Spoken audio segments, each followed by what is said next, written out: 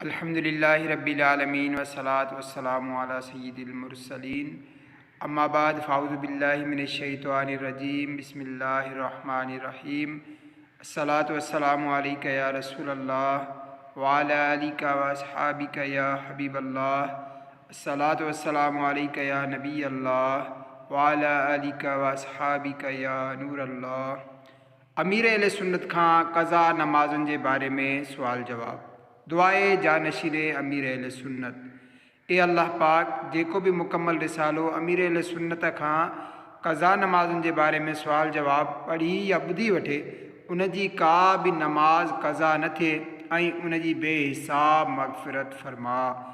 आमीन बिजाहिन नबील बिजाहि ख़ातमिन नबीयीन सल्लल्लाहु अलैहि वसल्लम। अल्लाह पाक जे आख़िरी नबी सल्लल्लाहु अलैहि वसल्लम नमाज खां बाद हमद सना ऐं दुरूद शरीफ़ पढ़ण वारे खे फ़रमायो दुआ घुर क़बूल कई वेंदी, सुवाल कर ॾिनो वेंदो। सल्लू अलल हबीब सल्लल्लाहु तआला अला मुहम्मद।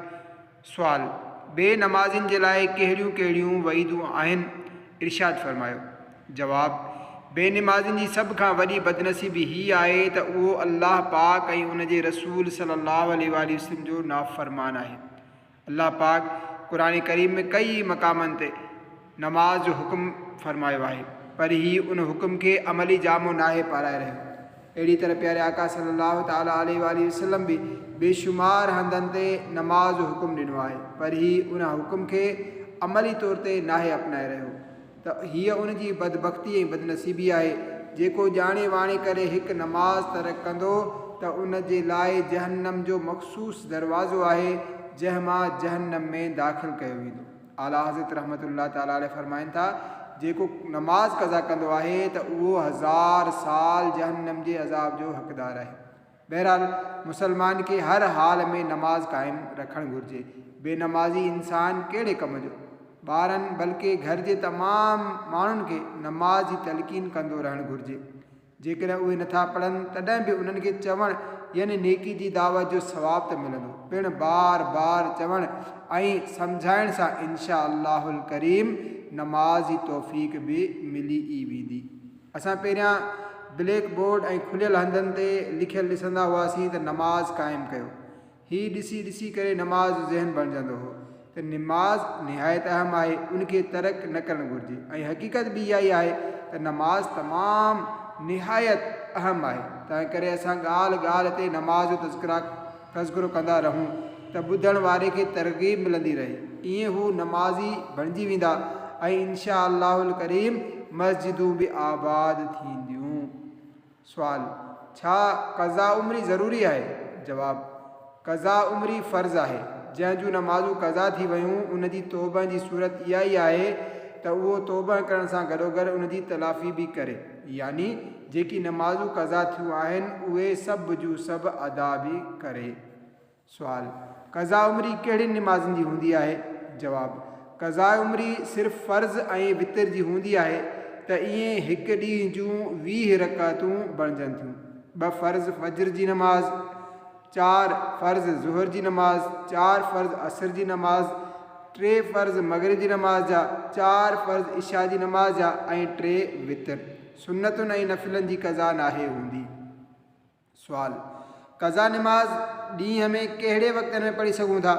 जवाब 3 मकरूह वक़्त आहिनि। सिज उभरण खां बाद में 20 मिंटनि ताईं, ज़हवाए कुबरा जे वक़्तु सिज लहण खां पहिरियां 20 मिंटनि ताईं, उन खां अलावा जॾहिं चाहियो क़ज़ा नमाज़ पढ़ी सघो था। सुवाल छा क़ज़ा नमाज़ूं घर में पढ़ी सघूं था? जवाब क़ज़ा नमाज़ूं घर में ई पढ़णु घुरिजनि। मस्जिद में सभिनी जे साम्हूं हिन तरह पढ़ण जो माण्हुनि खे ख़बर पइजी वञे त हीअ क़ज़ा नमाज़ पढ़ी रहियो आहे त ईअं करणु जाइज़ न आहे, बल्कि हिकु ई नमाज़ सभिनी जी क़ज़ा थी वई त उनखे बाजमायत पढ़े सघूं था। जे अकेलो कंहिंजी नमाज़ क़ज़ा थी वई त हाणे ॿियनि खे ख़बर न पवणु घुरिजे, छो त बिना शरई उज़र ॼाणे वाणे नमाज़ क़ज़ा करणु गुनाह आहे, लिहाज़ा हिन जो इज़हार ॿियनि ते न कयो वञे। सुवाल अल्हम्दुलिल्लाह दावत इस्लाम जे दीनी माहौल सां वाबस्ता थियण ते नमाज़ूं वक़्त ते अदा करण जो ज़हन बणिजंदो आहे, पोइ क़ज़ा थियल नमाज़ुनि खे जल्द अदा करण जे लाइ हिसाब लॻाइण जो को आसान तरीक़ो बयानु फ़रमायो। जवाबु: क़ज़ा नमाज़ूं तमामु जल्द अदा करणु वाजिबु आहे। क़ज़ा नमाज़ूं तौबा सां मुआफ़ न थींदियूं, अलबत्ता अदायगी खां बाद क़ज़ा जो गुनाह तौबा सां मुआफ़ थी वेंदो आहे। जेकॾहिं को क़ज़ा न पढ़े ऐं ईअं ई तौबा कंदो रहे त हीअ तौबा न आहे, छो त गुनाह त अञा बि उन जे ज़िमे बाक़ी आहे। जेकॾहिं कंहिंखे केतिरनि ई सालनि जा क़ज़ा नमाज़ जो हिसाब लॻाइणो आहे त उहो जॾहिं खां बालिग़ थियो उन वक़्त खां हिसाब लॻाए। जेकॾहिं बालिग़ थियण जी बि ख़बर न आहे त कॾहिं थियो हो त पोइ हिजरी सन जे हिसाब सां मर्द 12 सालनि जी उमिरि खां ऐं औरत 9 सालनि जी उमिरि खां नमाज़ुनि जो हिसाब लॻाए। छोकिरो 12 ऐं 15 सालनि जी उमिरि में बालिग़ थींदो आहे, जॾहिं त छोकिरी 9 खां 15 सालनि जे विच में बालिग़ थी वेंदी आहे। सिर्फ़ु फ़र्ज़ रकातुनि जी क़ज़ा कई वञे ऐं 3 वितर बि क़ज़ा करणा पवंदा। ईअं रोज़ानो जूं ही 20 रकातूं बणिजंदियूं। अवाम में ही मशहूरु आहे त हर नमाज़ सां गॾु हिकु क़ज़ा नमाज़ पढ़े। हालांकि ईअं न आहे। वाजिबु ही आहे त जल्दी सभई नमाज़ूं पढ़ी करे पंहिंजे ज़िम्मे तां लाहे। लिहाज़ा ज़रूरी कमकार, रोज़गार, खाइण पीअण, सुम्हणु वग़ैरह मामला जिन जे बग़ैर माण्हू जो गुज़ारो न आहे, उन्हनि खां अलावा जेको बि वक़्तु मिले त उन में क़ज़ा नमाज़ूं पढ़े त जीअं फ़र्ज़ खां आज़ादु थी सघे। सुवाल: साहिब तरतीब पंहिंजूं नमाज़ूं क़ज़ा नमाज़ूं कीअं अदा करे? जवाबु: जेकॾहिं को साहिब तरतीब आहे त उनखे अॻी नमाज़ पढ़ण खां पहिरियां पोइ नमाज़ पढ़णी पवंदी। जीअं जेकॾहिं कंहिंजी इशा जी नमाज़ क़ज़ा थी वई ऐं उन ते 6 नमाज़ुनि खां घटि नमाज़ूं क़ज़ा आहिनि त उन ते फ़र्ज़ु आहे त हीअ फ़जर जी नमाज़ पढ़ण खां पहिरियां क़ज़ा नमाज़ूं अदा करे वठे। जेकॾहिं हीअ क़ज़ा पढ़ण खां पहिरियां फ़जर पढ़ंदो त फ़जर न थींदी। बाक़ी फ़जर जो वक़्तु एतिरो थोरो रहिजी वियो आहे, जेकॾहिं क़ज़ा पढ़णु लॻंदो त वक़्तु निकिरी वेंदो त फ़जर ई पढ़े, जो हिन सूरत में फ़जर पढ़ण में को हर्ज न आहे। हिन जी फ़जर अदा थी वेंदी, पर उहे क़ज़ा अञा बि ज़िम्मे ते बाक़ी रहंदियूं। जेकॾहिं कंहिंजूं 6 नमाज़ुनि खां वधीक नमाज़ूं क़ज़ा आहिनि, यानी 6 नमाज़ जो वक़्तु बि निकिरी चुको आहे, त हीअ हाणे साहिब तरतीब न रहियो। हाणे उनखे इजाज़त आहे त चाहे त उन वक़्त जी नमाज़ पहिरियां पढ़े या ज़िंदगी जी का क़ज़ा नमाज़ पहिरियां पढ़े। जंहिं ते कई नमाज़ूं क़ज़ा आहिनि त कंफ्यूज़ न थियनि त असांजी का नमाज़ थींदी न, ईअं न आहे। जेकॾहिं उहे साहिब तरतीब न आहिनि त पंहिंजे वक़्ती नमाज़ुनि सां गॾोगॾु क़ज़ा बि पढ़ंदा रहनि, जो उन्हनि क़ज़ा नमाज़ुनि खे जल्दी अदा करणु वाजिबु आहे। सुवाल: जंहिंजे ज़िम्मे क़ज़ा नमाज़ हुजनि, छा उनजा नफ़िल क़बूल आहिनि? जवाबु: जेसिताईं कंहिं शख़्स जे ज़िम्मे फ़र्ज़ु बाक़ी रहंदो हुजे त उनजो को बि नफ़िल क़बूल नाहे कयो वेंदो।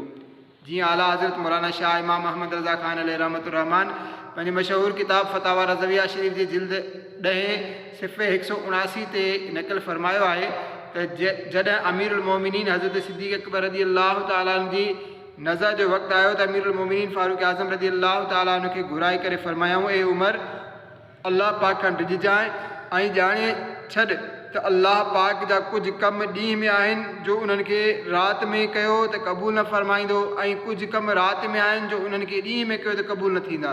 ऐं ख़बरदार रहो जो को नफ़िल क़बूल नाहे थींदो जेसिताईं फ़र्ज़ु अदा न कयो वञे। हुज़ूर गौसे आज़म शेख अब्दुल क़ादिर जीलानी रहमतुल्लाह ताला अलैह पंहिंजी किताब फुतूहुल गैब में अहिड़े शख़्स जो मिसाल जेको फ़र्ज़ु छॾे नफ़िल अदा करे ईअं बयानु फ़रमाइनि था। उन जी चवणी ईअं आहे, जीअं कंहिं शख़्स खे बादशाह पंहिंजी ख़िदमत जे लाइ सॾे, हू उते त हाज़िर न थिए पर उन जे ग़ुलाम जी ख़िदमत करण जे लाइ मौजूदु रहे।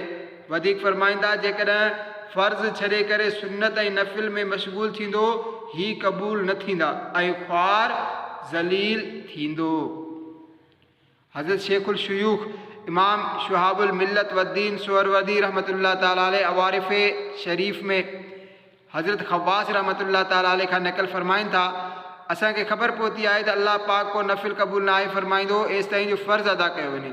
अल्लाह पाक अहिड़नि खे फ़रमाए थो, तव्हांजी चवणी उन बुरे शख़्स जीअं आहे जेको कर्ज़ु अदा करण खां पहिरियां तोहफ़ो पेश करे। मुंहिंजा आका आला हज़रत रहमतुल्लाह ताला अलैह फ़रमाइनि था, जेसिताईं फ़र्ज़ु नमाज़ ज़िम्मे बाक़ी रहंदी आहे को नफ़िल क़बूल नाहे कयो वेंदो। हा, जॾहिं उहो बानो पंहिंजे ज़िम्मे बाक़ी तमामु फ़र्ज़नि खां आज़ादु थी वेंदो आहे त अल्लाह पाक जी बारगाह मां उमेदु आहे त उन जा नफ़िल बि क़बूल थी वेंदा। जो नफ़िलनि जी क़बूलियत में जेका रुकावट हुई उहा ख़तमु थी वई। जीअं त सरकार आला हज़रत रहमतुल्लाह ताला अलैहि वधीक फरमाइनि था, उन्हनि सभिनी जी बि क़बूलियत जी उमेदु हूंदी जंहिं जुर्म जे करे ही क़ाबिल क़बूल न हुआ। जॾहिं उहो ख़तमु थी वियो त उन्हनि खे बि अल्लाह पाक जी इजाज़त सां क़बूलियत जो शरफ़ हासिलु थी वियो। उन करे मदनी इल्तिजा आहे त जेकॾहिं तव्हां जूं नमाज़ूं फ़ौत थी वियूं आहिनि त नफ़िलनि जी जॻह ते बि फ़ौत थियल नमाज़ूं ई पढ़ो त जीअं जेतिरे क़दुरु जल्दी थी सघे पंहिंजे ज़िम्मे बाक़ी फ़र्ज़नि खां आज़ादु थी सघो। जो क़ज़ा नमाज़ूं नफ़िलनि खां वधीक अहम आहिनि।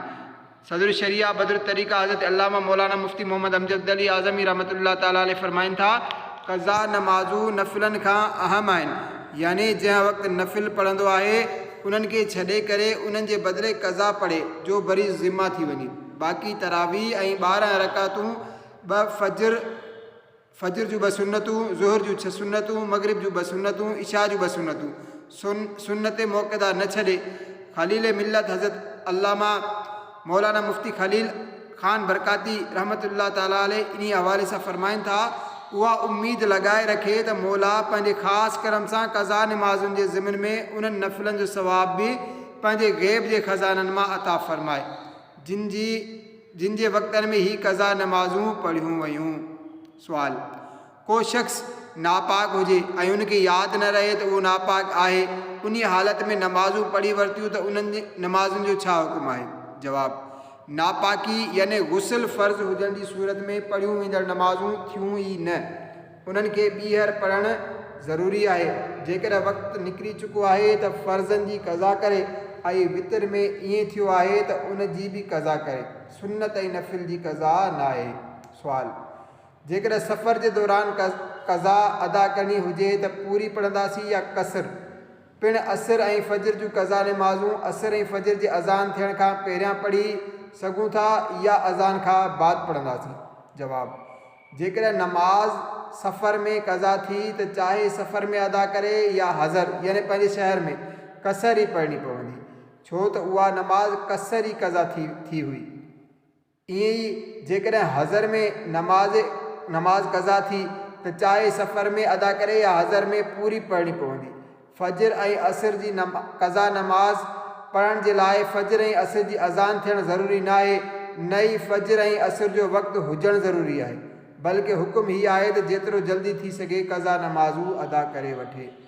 सुवाल, फजर जी नमाज़ क़ज़ा थी वञे त ही क़ज़ा नमाज़ ॿिए ॾींहुं नमाज़ फजर जे वक़्त में पढ़ी वञे या ज़िंदगी में कॾहिं बि पढ़ी सघिजे थी?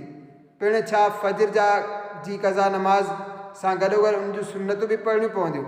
जवाब, जेकॾहिं फजर जूं सुन्नतूं निकिरी वञनि त उन्हनि जी क़ज़ा नाहे हूंदी ऐं उन्हनि जी क़ज़ा न पढ़ण ते गुनाह बि नाहे मिलंदो, छो त क़ज़ा सिर्फ़ु फ़र्ज़नि जी हूंदी आहे। हा, जेकॾहिं फजर जूं क़ज़ा थियण वारियूं सुन्नतूं पढ़णियूं हुजनि त उन ॾींहुं सिज उभरण खां 20 मिंट गुज़रण खां बाद इशराक जे वक़्तु निस्फ़ुन निहार ताईं जे दौरान पढ़णु मुस्तहब आहे, उन वक़्त खां बाद मुस्तहब बि न आहे। सुवाल, कई माण्हुनि जी क़ज़ा उमरी यानी फ़र्ज़ नमाज़ूं बाक़ी हूंदियूं आहिनि, उन्हनि माण्हुनि खे क़ज़ा उमरी पढ़णु घुरिजे या नमाज़ तरावी खे तरजीह ॾियणु घुरिजे? जवाब, जेकॾहिं ज़िम्मे ते क़ज़ा उमरी बाक़ी हुजे त तरजीह उन्हीअ खे हासिलु हूंदी, पर उनजो हरगिज़ हीअ मतिलबु न आहे त क़ज़ा उमरी जे सबबु नमाज़ तरावी या ॿियनि सुन्नत मौक़दा खे छॾे ॾिनो वञे। ऐं पोइ क़ज़ा उमरी रमज़ान में अदा करणु ज़रूरी न आहे, रमज़ान खां अलावा सॼो साल क़ज़ा उमरी अदा करे सघिजे थी, उन जे लाइ नमाज़ तरावी छॾण जी बिल्कुलु इजाज़त न हूंदी। मुसलमान खे घुरिजे त उहो पंहिंजे तमामु मसरूफ़ियतुनि खां फ़ारिग़ थी करे पंहिंजे ज़िम्मे मौजूदु क़ज़ा उमरी अदा करे ऐं उन सां गॾोगॾु ॿियूं सुन्नत मौक़दा ऐं नमाज़ तरावी बि पढ़ंदो रहे। सुवाल, छा हामिला औरत पंहिंजूं क़ज़ा नमाज़ूं वेही करे पढ़ी सघे थी? जवाब, हामिला जा मसाइल निहायत नाज़ुक आहिनि, सिर्फ़ु हामिला हुजण जे सबबु वेही करे नमाज़ पढ़ण जी इजाज़त न मिलंदी। हा, जेकॾहिं उन तां हक़ीक़ी सजदो साकित थी वियो त उन तां क़याम बि साकित थी वेंदो, हाणे उनखे वेही करे नमाज़ पढ़ण जी इजाज़त हूंदी। उन हालत में उहा पंहिंजूं क़ज़ा नमाज़ूं बि जेकी वेही पढ़ंदी त उहे बि अदा थी वेंदियूं। सुवाल, कराची तमामु वॾो शहरु आहे, उन में हिकु कुंड खां ॿी कुंड जी तरफ़ वञण में 1.5 कलाक लॻी वेंदो आहे। कॾहिं कॾहिं कंहिं हंधि पहुचण जी जल्दी हूंदी आहे त नमाज़ ज़ुहर क़ज़ा थी वेंदी आहे। छा हिन तरह जे सफ़र जे सबबि ज़ुहर जी नमाज़ में कसर करे सघूं था? जवाबु: कसर नमाज़ पढ़ण जे लाइ शरई मुसाफ़िर हुजणु ज़रूरी आहे ऐं हिक ई शहर में अचणु वञणु शरई सफ़र न आहे चवराईंदो, तंहिं करे उन में पूरी नमाज़ पढ़णी पवंदी। हा, जेकॾहिं को कंहिं शहर में मुसाफ़िर आहे ऐं 15 ॾींहंनि खां घटि ॾींहं उते रहंदो त उहो शरई मुसाफ़िर हूंदो। हाणे उहो नमाज़ में कसर करे सघे थो, पर कराची में ई मुक़ीम आहे ऐं उते रहंदे हिकु जॻह खां ॿी जॻह सफ़र करे थो त हीउ शरई मुसाफ़िर न आहे, लिहाज़ा कसर नमाज़ नथो पढ़ी सघे। साहिल ज़ुहर जी नमाज़ जे बारे में चयो त अर्ज़ु आहे त ज़ुहर जे वक़्त में गुंजाइश घणी हूंदी आहे। जेकॾहिं सफ़र में कलाक ॾेढ बल्कि 3 कलाक बि लॻंदा आहिनि, पोइ बि एतिरो वक़्तु हूंदो आहे जो ज़ुहर जी नमाज़ पढ़ी वठे। नमाज़ क़ज़ा थियणु मुश्किल आहे। हा, जेकॾहिं सफ़र जे लाइ 4:30 वॻे वेठो ऐं ज़ुहर जो वक़्तु 5 वॻे ख़तमु थी रहियो आहे त ज़ाहिर आहे हाणे ज़ुहर क़ज़ा थी वेंदी। लिहाज़ा उनखे घुरिजे त पहिरियां ज़ुहर जी नमाज़ पढ़े, पोइ उन खां बाद सफ़र शुरू करे। जॾहिं बि सफ़र करणो हुजे त उन जे लाइ उहो वक़्तु मुंतख़िब कयो जंहिंमें का नमाज़ न अचे। बाक़ी ट्रेन में नमाज़ जो वक़्तु अची वञे त ट्रेन में बि नमाज़ पढ़ी सघिजे थी, पर उन जा अलॻि मसइला आहिनि। यादि रखो, नमाज़ फ़र्ज़ु आहे, उनखे छॾे नथा सघूं। सुवाल: कुझु माण्हू असर ऐं मग़रिब जो थोरो वक़्तु गुज़रण ते असर ऐं मग़रिब जी नमाज़ खे क़ज़ा सम्झंदा आहिनि। जेकॾहिं उन्हनि खे केरु सम्झाए त अञा नमाज़ जो वक़्तु बाक़ी आहे त मञींदा न आहिनि। अहिड़नि माण्हुनि खे कीअं सम्झायो वञे? जवाबु: इल्म जी कमी आहे। ख़ासि तौर ते मग़रिब में थोरी देरि थी वञे त माण्हू हिन तरह चवंदा आहिनि त हाणे मग़रिब जी नमाज़ जो वक़्तु निकिरी वियो। हालांकि पाकिस्तान में मग़रिब जी नमाज़ जो वक़्तु घटि में घटि 1 कलाक 18 मिंट हूंदो आहे। जेतोणीकि बिना उज़र मग़रिब जी नमाज़ में एतिरी देरि करण जो तारा निकिरणु लॻनि मकरूह आहे ऐं बग़ैर शरई उज़र जे एतिरी देरि करण वारो गुनाहगार थींदो, पर नमाज़ क़ज़ा नाहे थींदी, छो त अञा बि नमाज़ जो वक़्तु बाक़ी आहे। जेकॾहिं नमाज़ पढ़ंदासीं त अदाई थींदी। नमाज़ुनि जे वक़्तनि जो नक्शो दावत इस्लामी जी वेबसाइट ते मौजूदु आहे। सुवाल: रमज़ान मुबारक में हिकु नेकी जो सवाबु 70 नेकियुनि जे बराबरि मिलंदो आहे। जेकॾहिं को रमज़ान मुबारक में क़ज़ाए उमरी कंदो आहे त छा उनखे क़ज़ा पढ़ण सां 70 क़ज़ा नमाज़ूं अदा थी वेंदियूं? जवाबु: न। हिकु क़ज़ा नमाज़ अदा कंदा त हिकु ई क़ज़ा नमाज़ अदा थींदी। सुवाल: छा क़ज़ा नमाज़ वेही करे पढ़ी सघूं था? पिणु क़ज़ा नमाज़ में हिक ई सूरत तकरार करणु कीअं? जवाबु: क़ज़ा नमाज़ बि बीही करे हिन तरह पढ़णी आहे जहिड़ी तरह अदा नमाज़ पढ़ंदा आहियूं, छो त क़ज़ा में फ़र्ज़ ऐं वाजिब रकातूं हूंदियूं आहिनि जंहिंमें क़याम फ़र्ज़ु हूंदो आहे। जेकॾहिं कंहिंखे हिक ई सूरत यादि आहे ऐं उनखां अलावा का सूरत यादि न आहे त हिकु रकात में हिक ई सूरत पढ़ंदो रहे, न त हर रकात में मटाए करे पढ़े, छो त बिना मजबूरी फ़र्ज़ जी रकातुनि में हिक ई सूरत तकरार मकरूह तंज़ीही आहे। सुवाल: जेकॾहिं दौरान एतिकाफ़ कंहिंजी नमाज़ क़ज़ा थी वञे त छा उनजो एतिकाफ़ टुटी पवंदो? जवाबु: नमाज़ छॾियईं त वाक़ई सख़्त खां सख़्त गुनाह कयईं, बाक़ी उन सां एतिकाफ़ न टुटंदो। हा, जेकॾहिं कंहिं 10 ॾींहंनि वारे सुन्नत एतिकाफ़ में रोज़ो टोड़ियो या कंहिं सबबु रोज़ो टुटी पियो या बीमारी जे करे रोज़ो टोड़णो या छॾणो पइजी वियो त एतिकाफ़ टुटी पवंदो। सुवाल: फ़ौत थी वियल तरफ़ां क़ज़ा नमाज़ुनि ऐं रोज़नि जो फ़िदियो अदा करण जो तरीक़ो बयानु फ़रमायो। जवाबु: फ़ौत थी वियल जूं जेतिरियूं बि क़ज़ा नमाज़ूं आहिनि उन्हनि जो हिसाबु लॻायो वञे।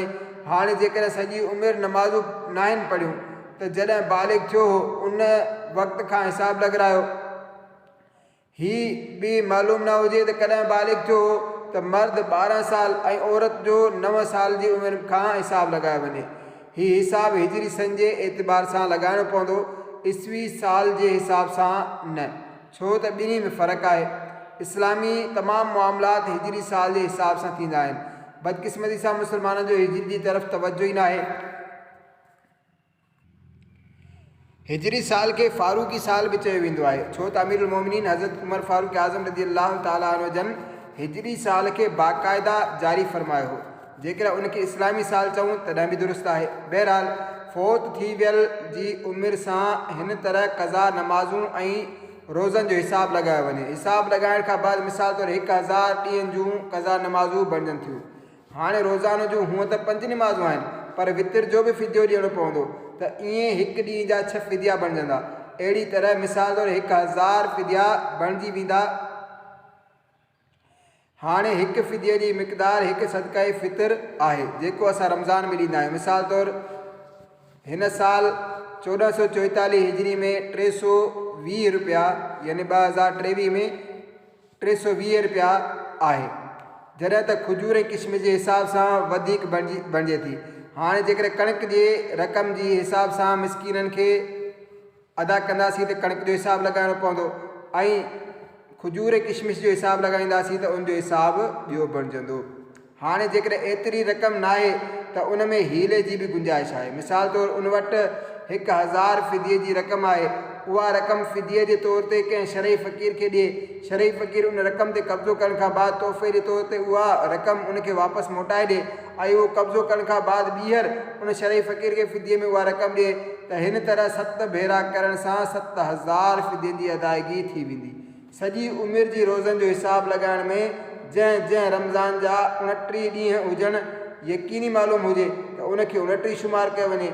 वधीक तफ़सील ॼाणण जे लाइ मकतबतुल मदीना जो किताब नमाज आकाम में मौजूदु रिसालो क़ज़ा नमाज़ुनि जो तरीक़ो जो मुतालो कयो। हीउ रिसालो मकतबतुल मदीना तां अलॻि सां बि मिली सघे थो। सुवाल: सिज निकिरण सां फजर जी नमाज़ क़ज़ा थी वेंदी आहे। जेकर फजर पढ़ंदे पढ़ंदे रोशनी थी वञे त छा नमाज़ थी वेंदी? जवाब: सिज जे पहिरें किरणे चमकण सां खां पहिरियां फजर जी नमाज़ जो सलाम फेरणु ज़रूरी आहे, छो त फजर जो वक़्तु सुबह सादिक निकिरण खां सिज जे किरणे चमकण ताईं आहे। लिहाज़ा जेकॾहिं फजर जी नमाज़ पढ़ंदे पढ़ंदे सिज जो पहिरियों किरणो चमकी वियो त हाणे नमाज़ न थींदी, न त थी वेंदी, छो त रोशनीअ ते सुबह सादिक जे वक़्त खां ई थियणु शुरू थी वेंदी आहे। रोशनी त सुबह सादिक जे वक़्त खां ई थियणु शुरू थी वेंदी आहे ऐं पोइ उहा वधंदी वेंदी आहे एसि ताईं जो सिज निकिरी ईंदो आहे। कॾहिं कॾहिं मौसम में ककर हूंदा आहिनि ऐं सिज नज़र ई न ईंदो, बल्कि ॿुधो आहे त UK वग़ैरह में त सिज तमामु घटि नज़र ईंदो आहे। त अहिड़नि मौक़नि ते पंहिंजे शहर जा या मुल्कनि जो नक्शो बराए औकात नमाज़ जे मुताबिक़ नमाज़ अदा कई वञे। सुवाल: जेकर कंहिं शख़्स ते जिन्नात जो असरु हुजे ऐं घणो वक़्तु बेहोश रहंदो हुजे त छा उन ते क़ज़ा नमाज़ पढ़णु वाजिबु आहे? जवाब: बहार शरीयत में आहे त जुनून ऐं बेहोशी जेकॾहिं पूरे 6 वक़्तनि खे घेरे वठे, चाहे उहा जिन जे सबबु हुजे या बीमारीअ जे सबबु, त उन्हनि नमाज़ुनि जी क़ज़ा बि न आहे। चाहे बेहोशी माण्हूअ या जानवर जे ख़ौफ़ खां हुजे ऐं उन खां घटि हुजे त क़ज़ा वाजिबु आहे। यानी चाहे कंहिं माण्हू ड्रिजारो हुजे या जानवर जो ख़ौफ़ हुजे या नांग नज़र अची वियो ऐं हीउ बेहोश थी वियो, मतिलबु त कंहिं बि सबबु बेहोश थी वियो ऐं उन हालत में 6 फ़र्ज़ नमाज़ुनि जो वक़्तु निकिरी वियो त हीअ नमाज़ूं मुआफ़ थी वेंदियूं। अलबत्ता 5 फ़र्ज़ नमाज़ूं क़ज़ा थियूं हुयूं ऐं 6 जो वक़्तु गुज़रण खां पहिरियां होश अची वियो त उन्हनि फ़र्ज़ नमाज़ुनि खे पढ़णो पवंदो। जुनून ऐं बेहोशीअ में फ़र्क़ु आहे। जंहिं ते जुनून तारी हुजे उहो ज़ाहिरी तौरु होश में लॻंदो आहे, पर हक़ीक़तनि उनखे होश न आहे हूंदो। कॾहिं कॾहिं अहिड़ो शख़्स अजायो गारियूं ॾींदो आहे, पथर हणंदो, फुज़ूल ॻाल्हाईंदो रहंदो आहे ऐं उनखे पंहिंजे कपिड़नि ताईं जी का ख़बर न आहे हूंदी।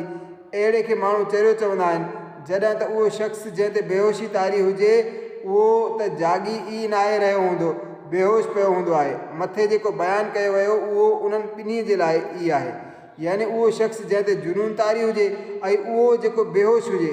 हिन मौक़े ते मुफ़्ती साहब फरमायो, जिन्नात बि माण्हूअ ते जुनून तारी करे छॾींदा आहिनि, जंहिंजे करे हू अजीब ऐं ग़रीब हरकतूं कंदो आहे।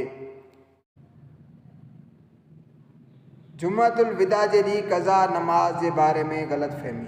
कुझु माण्हू रमज़ान मुबारक जे आख़िरी जुमे में बाजमात क़ज़ा उमिरी पढ़ंदा आहिनि ऐं हीअ सम्झंदा आहिनि त सॼी उमिरि जूं क़ज़ा नमाज़ूं उन हिकु नमाज़ सां अदा थी वियूं। हिन बारे में आला हज़रत रहमतुल्लाह ताला अलैह फरमाइनि था, रहिजी वियल नमाज़ुनि जे कफ़ारे जे तौर ते हीउ जेको तरीक़ो क़ज़ा उमिरी ईजाद कयो वियो आहे, हीउ बदतरीन बिदअत आहे। हिन जे बारे में जेका रिवायत